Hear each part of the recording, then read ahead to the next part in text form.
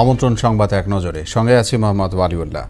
প্রতিরক্ষা, জ্বালানি সহ বিভিন্ন খাতে সহযোগিতা বাড়াতে মালয়েশিয়ার সঙ্গে 5টি সমঝোতা এবং 3টি নোট অফ এক্সচেঞ্জ সই করেছে বাংলাদেশ। সকালে কুয়ালালামপুরের পুত্রাজায়ায় উভয় দেশের সরকার প্রধানের উপস্থিতিতে এসব সমঝোতা স্মারক সই হয়। পরে যৌথ ব্রিফিংয়ে প্রধান উপদেষ্টা বলেন, মধ্য ফেব্রুয়ারিতে নির্বাচনের জন্য প্রস্তুত বাংলাদেশ।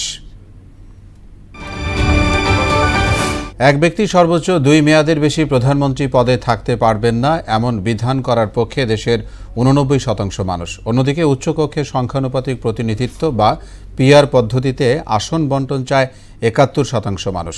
সুশাসনের জন্য নাগরিক সুজন প্রস্তাবিত জাতীয় সনদ চূড়ান্তকরণে জনমত যাচাইয়ে এ তথ্য উঠে এসেছে। গোটা জাতি একটি অবাধ সুষ্ঠু নির্বাচনের অপেক্ষায় থাকলেও তা নিয়ে ষড়যন্ত্র শুরু হয়েছে বলে অভিযোগ করেছেন বিএনপির সিনিয়র যুগ্ম মহাসচিব রুহুল কবির রিজভী। আরাফাত রহমান কোকোর জন্মদিনে সকালে বনানী কবরস্থানে শ্রদ্ধা নিবেদন শেষে আরাফাতের ষড়যন্ত্রমূলকভাবে মৃত্যুর দিকে ঠেলে দেওয়া হয়েছে বলেও অভিযোগ করেন তিনি। হাসপাতাল ছেড়েছেন জামাতের আমির ডাক্তার শফিকুর রহমান। হার্টের ব্লক বাইপাস সার্জারির পর তিনি দ্রুত আরোগ্য লাভ করেছেন বলে জানিয়েছেন দলের নায়েবে আমির ডাক্তার সৈয়দ আবদুল্লাহ মোহাম্মদ তাহের। দলের আমিরের শারীরিক অবস্থার সবশেষ অবস্থা নিয়ে এক সংবাদ সম্মেলনে কথা বলেন তিনি।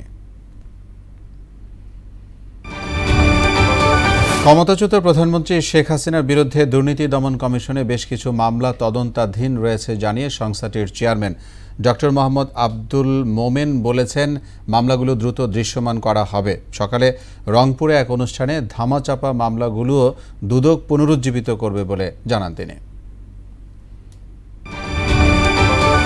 যুক্তরাষ্ট্রের উপর 24% অতিরিক্ত রপ্তানি শুল্ক 3 মাসের জন্য প্রত্যাহার করেছে বেইজিং। মঙ্গলবার এক বিবৃতিতে তথ্য জানিয়েছে চীনের রপ্তানি শুল্ক নিয়ন্ত্রক সংস্থা কাস্টমস ট্যারিফ কমিশন। এর আগে চীনের উপর শুল্ক বিরতি আরও 90 দিনের জন্য বাড়ানোর ঘোষণা দেয় যুক্তরাষ্ট্র। এ ছিল সংবাদ এক নজরে। সবশেষ খবর সবার আগে জানতে মোহনার সাথেই থাকুন।